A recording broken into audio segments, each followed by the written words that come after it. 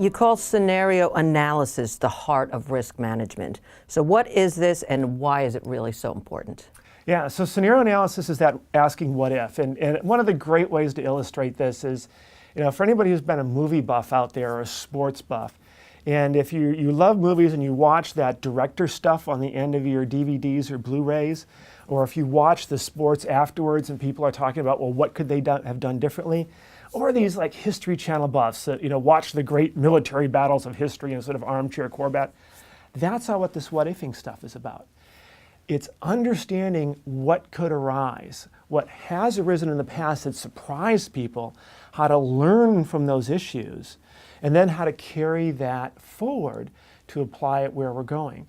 So it's a process, but then there's also individual illustrations. And sometimes I try to play dad while I'm doing work, for example. There's all these kids' movies out there that repeatedly teach this. If you've seen, How to Train Your Dragon, the little kid sits back and looks at the dragon and says, everything we thought we knew about you was wrong.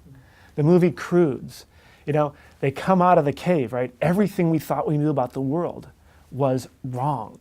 I mean, and you take it into epic things like Tolkien's Lord of the Rings. Everything they thought they knew outside of the Shire was wrong.